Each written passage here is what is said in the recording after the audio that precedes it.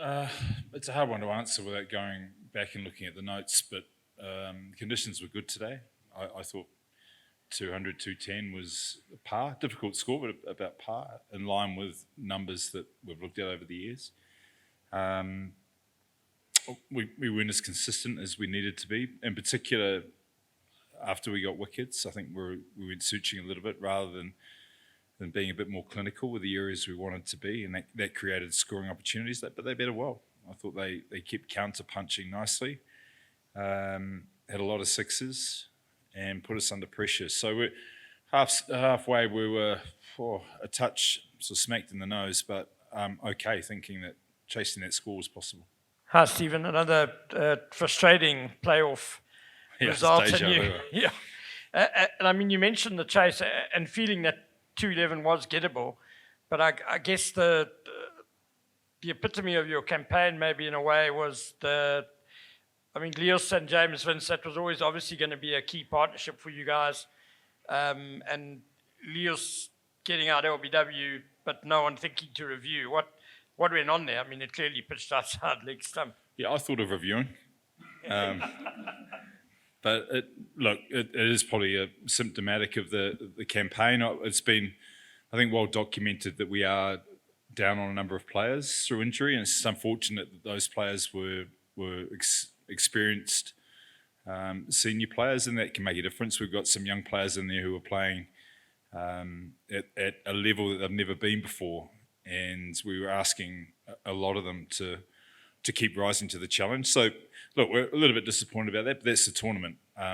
We couldn't patch up enough to get across the line again, but I was really proud, certainly, of the way they responded in Pile. But yeah, it is, again, it's an empty feeling, and when you look back, and there'll be areas we could have improved from a coaching point of view and a playing point of view, but that is the ebbs and flows of tournament cricket, really. Evening, Stephen. Hey. Commiserations.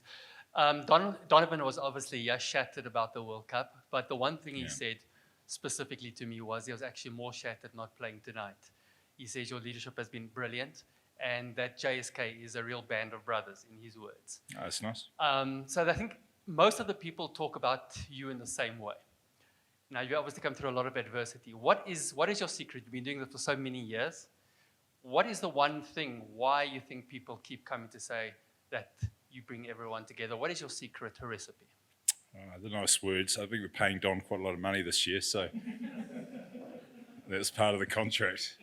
Look, I don't know. What we do have is a nice group, a good group of people that help run the team and the franchise. So it does come from the top down.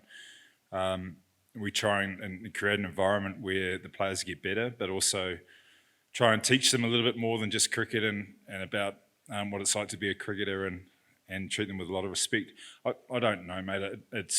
Look, I love meeting new players, and in particular over here, there's a group of young South African cricketers each year that are just desperate to learn. And as a coach, what more can you ask for? And they are receptive, they are skillful, and they're just really nice human beings. So I really enjoy this tournament, as does my coaching staff and management. So if it's a reflection of what we get, it'll be a reflection of what we give back, because it's a pleasure to be here.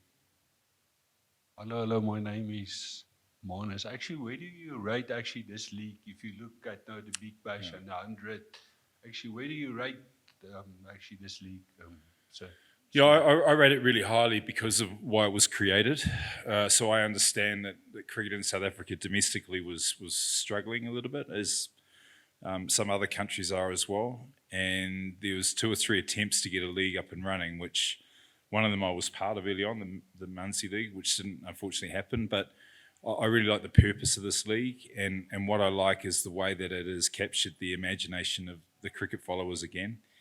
And not only that, you're getting families to games, you're getting good turnouts to every game, you're getting a bit of tribalism now after 4 years, and you're getting a high quality standard of cricket, and that's a great recipe to have. But I go back to the purpose. The purpose was to help South African cricket stay strong or get stronger, and I think they've achieved that, and that needs to happen with other countries around the world so that we, New Zealand and South Africa, can keep competing with the the big boys. So a tournament like this is, I think, it's very important, and I think it's an example for others.